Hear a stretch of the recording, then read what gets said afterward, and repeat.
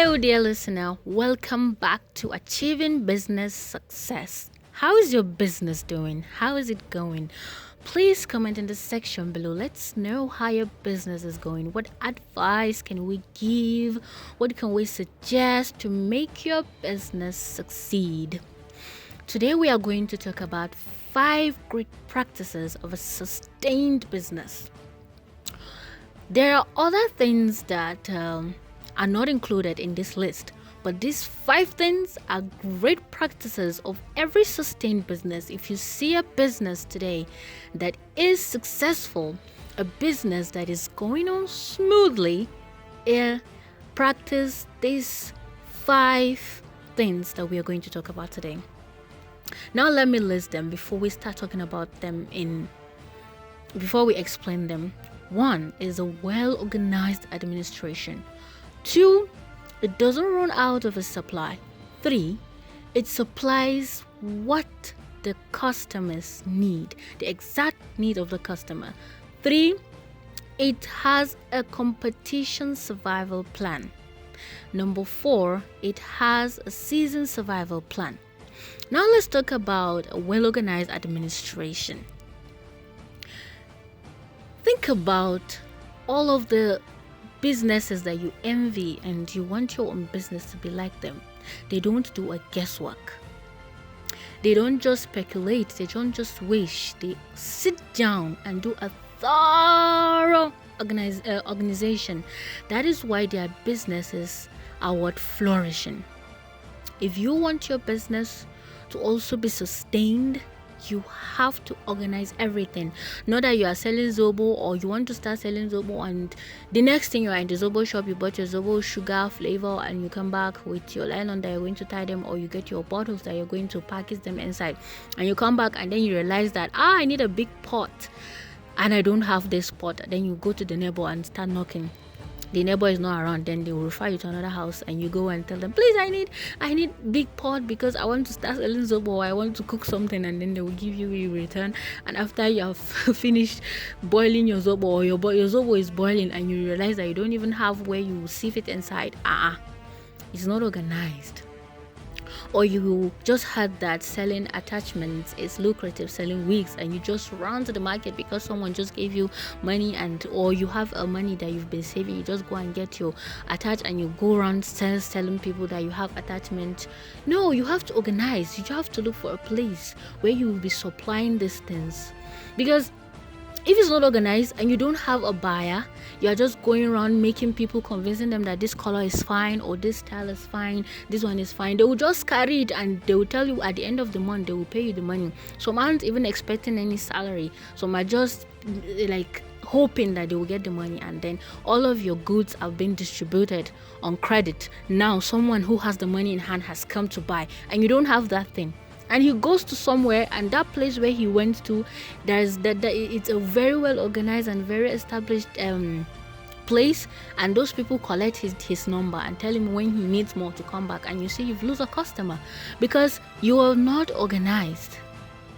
You're not organized, so you have to organize what you will do before you get into a business. Now let's quickly rush and see the second one. Do not run out of your supply. And it's still linked back to organization. You're not organized, you are going to run out of supply, because if you're not organized, you don't have a place that you supply your things, you don't have a specific customer. That means you have to give it to anyone who comes asking you for credit, and you don't have money again in your hands to go and buy more. You are waiting for all those people who have collected your money to put them together before you can get more. So you see, you're out of supply. And there's another thing that can also get you out of supply. That's where you are going to go and get it. Like you're a retailer or you're a sub-dealer, you're not going to a reliable place. This happened to a friend of my roommate. She was selling eggs in school, and she started to gather her own customers. They all know in that block she sells egg, and they come even from other blocks. They come to sell to buy egg from her. And now her supplier started misbehaving. She calls him, I'm not around, I'm not in town. I call him, someone just picked the eggs, things like that. And people will come, I need egg, no egg. Next tomorrow they won't come because of that previous the place they went to after they came asking for, they have, and that place have hold them. you've lost a customer. You can't let yourself run out of supply. And that still links it back to what? Organization. You organize, you know how you're going to plan it, how you're going to be doing your things in a way that once a customer comes looking for something, he gets it from you. Now let's look at the third one. A sustained business supply the very demand of their customer. You don't just do a guesswork that this person needs this. You have done your research. You know what this customer wants and you supply it to him. And the thing is, if you don't even know who your customer is, you don't know your customer, so how are you even going to know what he wants? So you see, it still go back to that organization, because when you want to start a business and you want to organize, you must strategize. You must figure out who your customer is. Okay, who is my customer? My customers are children from age 5 to 15, or adults, what gender, are they male or female? You have to know, and that is how you know what exactly you supply them. Or you want to start selling veils. Okay, who are the type of people that use veils mostly? Okay, the northerners. Okay, where are you going to locate them? If you are in a place where the entire city are not northerners, maybe you're in the southern region, where are you going to locate them and take these veils or abaya to them? So you see, you cannot just do a business on just okay, I just had someone is doing this, I just want to do it because I need money.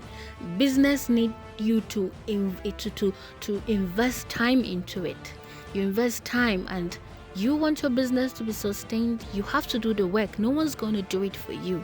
You have to make it happen. Whatever result you imagine in your head, or whatever kind of profit you want to make, that business on its own cannot just say, wow, this guy is a very nice guy, or this lady is a very nice lady, let's generate that profit for her. You have to ensure that happens. Now let's see the fourth and the fifth one: surviving competition. Now we hardly see businesses that don't have competitions, so you have to think of how you would thrive.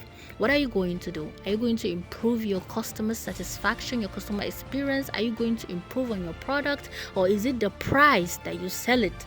Or is it your audience? Are you just going to focus on this one set of audience and say that these are the people that I'm going to do, so that I would not fall out of market? There are so many people that are selling the same thing as you. How is your own product going to thrive? How is it going to? You have to think. And then seasons. Sometimes seasons can affect your business. Sometimes it is the customers that don't patronize in some kind of seasons, and sometimes it is the raw materials for producing your product that you don't get in certain seasons. So how are you going to do it? What are you going to do to ensure that all year round you stay in business? What are you going to do? Now, these are the things that you have to sit down and figure them out, because these are the great practices of a very well sustained business. Look for more that you can do to ensure that your business is sustained. If you are listening to this podcast for the first time, we have another episode that we called 2 Things You Must Know and Apply to Run a Successful Business, and that's where we talk about sustainment. If you still want to know more about sustainment, you should check it out, please. You should check it out, please, so that you would know that sustainment needs someone, a constant person, to ensure that it happens. Your business success, it's our heart desire. That is why we are doing this Proud Minds Empowerment Initiative. Please ensure that your business thrives, and you are the only one that can make it happen. Me, I can only talk here. Proud Minds Empowerment Initiative team can only make sure that you get this podcast when and where you need to access it, but you are the one who is in charge of doing the work. So we believe that you are going to take action. That is why we are doing this. We have faith in you, faith in your abilities, faith in your dreams, faith in your aspirations, faith in your hustles and your endeavors. That is why we are doing all of this. Thank you very much for staying with us. We will be with you next week for another interesting one. Please like it, please share and subscribe. We are not just here on YouTube, we're on Facebook, we're on Instagram. Please follow and invite your friends to follow us. More and more are coming. You will not want someone to tell you about it. Thank you.